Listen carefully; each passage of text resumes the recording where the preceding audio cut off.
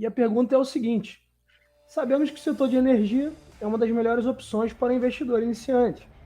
Nesse cenário, entre as transmissoras de energia Taesa e TRPL, qual é a mais indicada para investimentos em 2023? O que tu acha, Jean? A parte de transmissão de energia, ele é o filé mignon do setor de energia, né? E agora, pegando o gancho das duas empresas aí que são as principais, elas vão entrar no leilão, né? A gente acredita que talvez o ganhe uma coisa ou outra, e dependendo do que acontecer, pode ser que a gente tenha redução de dividendos, pessoal. Porque assim, não tem empresa que vai crescer para sempre com dividendo infinito. Isso.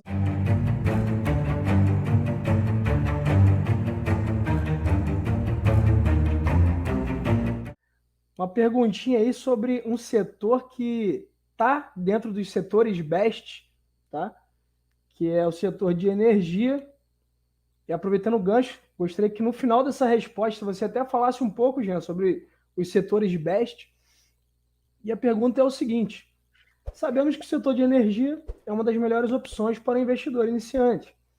Nesse cenário, entre as transmissoras de energia Taesa e TRPL, qual é a mais indicada para investimentos em 2023? O que tu acha, Jean? Olha, primeiro vamos falar assim, né? Até aproveitando o gancho aqui, a gente vai ter um workshop agora dia 29, né? Que vai ser uma aula gratuita sobre um curso novo que a gente vai lançar, que é o BEST, tá? O que é o BEST, pessoal? São bancos, energia, saneamento, seguro e telecom, tá? São empresas que a gente fala que são a provas de bala, tá? Então, são empresas que se mostraram resilientes ao longo do tempo, né? Que são empresas que nós dependemos dela, que a economia depende, as pessoas dependem dela de alguma forma, e que muitas vezes, mesmo a gente não utilizando, a gente paga. Então, por exemplo, a energia elétrica, você sai para trabalhar, você sai para viajar, você volta, né? Você paga a conta de luz, né? Seguro, você paga e muitas vezes não usa, né? Telecom, mesma coisa, né? Então, assim, são empresas que normalmente elas têm uma perenidade e trazem resultados para o acionista de forma muito mais satisfatórias e mais seguras. Então a gente não está buscando aquela porrada, aquela Magazine Luiza, nada disso. A gente está procurando assim, cara, o arroz com feijão, o básico, um pouquinho a cada dia, né? Para lá na frente a gente conseguir construir algo bacana.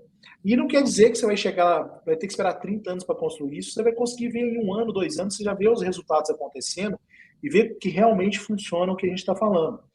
E quando a gente pega setor de energia, que é o da pergunta aí, é um dos setores que a gente julga como mais perene. E entrando no subsetor, né, a gente tem a parte de transmissão. A parte de transmissão de energia, ele é o filé mignon do setor de energia. Por quê? Porque o que é o setor de transmissão de energia? São aquelas torres de transmissão que você vê quando você está viajando, que pega a energia de um ponto e transmite para outro. Então, normalmente você pega a energia na geração, tá? A transmissora leva até a distribuidora, né? Que chega até na nossa casa. Então, assim, essas torres de energia são as transmissoras. Hoje a gente tem duas transmissoras que são as principais do país, que é a Taesa e a TRPL. Não que tenhamos outras, não tenhamos outras, mas essas são as duas principais. Então, essas duas empresas, elas têm esse job aí de transmitir energia para a gente. O Brasil é um país extremamente deficitário ainda na transmissão de energia, então inclusive agora, no próximo mês, a gente vai ter um leilão de transmissão de energia, essas empresas devem entrar de novo, né? E esse é o filé mignon por quê? Porque uma vez que essas empresas ganham esse leilão, né, elas começam a construir essas torres de energia e elas têm um negócio, uma palavrinha, uma sigla, que é chamada de RAP. Tá? O que é a RAP? Vocês vão escutar muito falar disso, é a Receita Anual Permitida. A receita anual permitida é o máximo que a ANEEL fala que a empresa vai conseguir receber de remuneração pela transmissão daquela linha, né? Então, eu posso ter linha de transmissão, sei lá, ligando Minas a São Paulo, São Paulo não sei aonde, e por aí vai.